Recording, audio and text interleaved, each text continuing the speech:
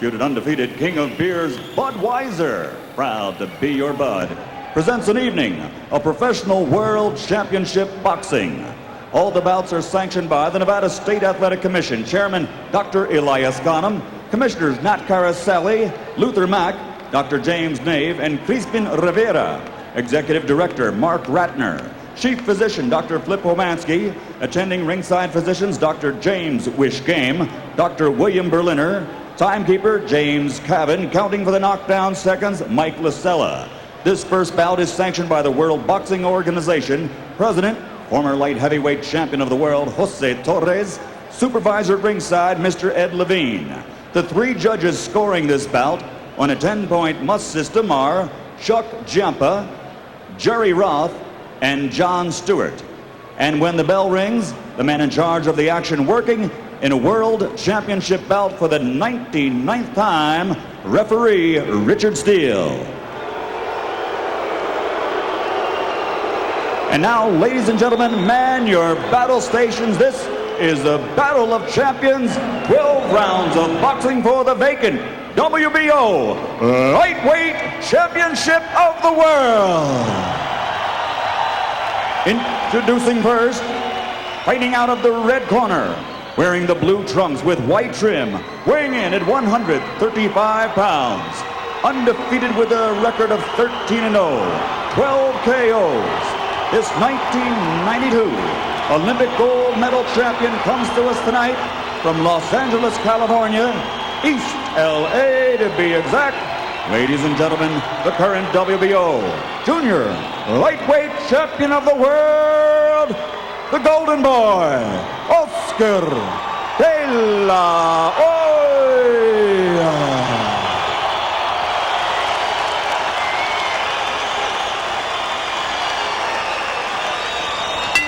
And his opponent across the ring, fighting out of the blue corner, wearing the red trunks with green and white trim, weighing in at 134.5 pounds.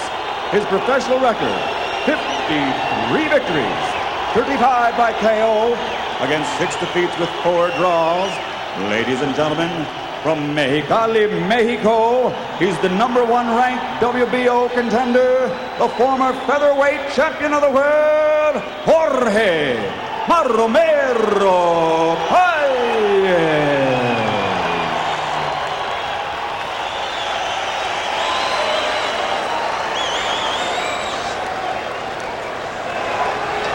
All right, I spoke to both fighters in the dressing room. I'm cautioning them again. Obey my commands at all times. Shake hands, good luck. Jim, last weekend, a former Olympic gold medalist from Nigeria, Robert Langala, died here in Las Vegas in the aftermath of a fight. It reminds us of how dangerous this game can be. And it also reminds us that sometimes, after such an event, officials can get very touchy and try to end fights very fast. We'll keep an eye on the activities of referee Richard Steele as Jorge Paez begins the first round, stalking Oscar De La Hoya. Now, George, Paez is an unconventional fighter. He may be open a lot of the time, but he's so off rhythm that you may not be able to find him when he's open. That's right, but you can cut all of that off if you make him be the aggressor. You can do a lot of clowning things, backing up, but coming forward, you can only do one thing, lead with your head, clowning. For the moment, De La Hoya seems determined to allow Paez to be the aggressor. Will Paez take the bait? It appears he's going to be cautious, at least at the start.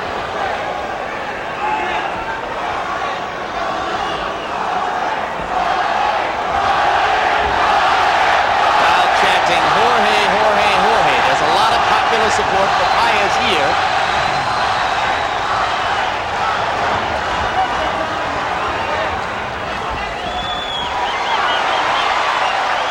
And indeed, that's part of the story, a battle for the hearts of Mexican fans, many of whom appreciate Paez's blood and guts background, his up from the barrio Mexican upbringing, more than De La Hoya's glittering amateur career and Olympic gold medal.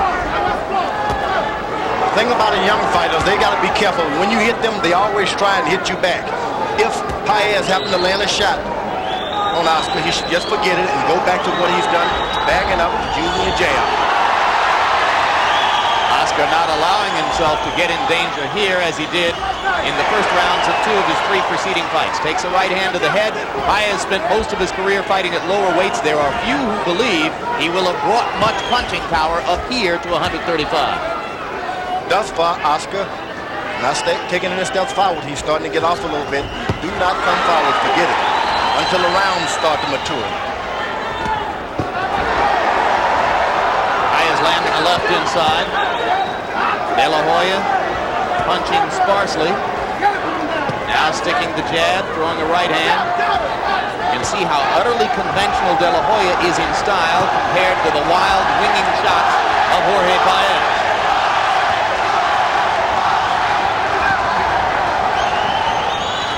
Oscar, if he maintains his position, keep using the left jab. Even if you have to win every round with a left jab, it's possible. Forget about exchanging right now because you can't get that target. It's moving a little too much. Some fans whistling as it's been an extremely cautious first round, particularly from De La Hoya.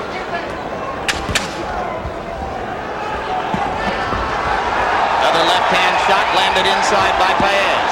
De La Hoya lands a straight right, not a lot behind it. Now a right uppercut at the end of the round is De La Hoya's best punch at the stanza. McCain took your finger. Before this fight, I mentioned that I thought that De La Hoya had to start to modify his aggressive style, and we saw him doing that in the very first round. A little bit more defensive, wear the other fighter down, and then take him on later in the rounds. He's walked out into some big punches early in fights, and he's learned something from it. De La Hoya sticking with the jab in round 1. Oscar threw 51 punches, and 36 of them were jabs. Hook seems to stagger Paez momentarily. De La Hoya follows with a flurry. Another left hook, and down goes Jorge Paez. 2, 4, 5, 6, 7. He's not going to get up. 9. Oscar De La Hoya with a second round knockout of Jorge Paez, who had only been knocked down once in 63 previous fights. We just saw the image and the pendulum swing to the other side. He fought brilliantly because he had modified his style. He was cautious in the first round, and he seized the opportunity when he saw it.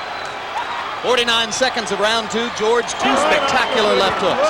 The thing about it, he got them not within the exchanges of punches. He just picked his time, threw his punches. There weren't any exchanges. He did it properly.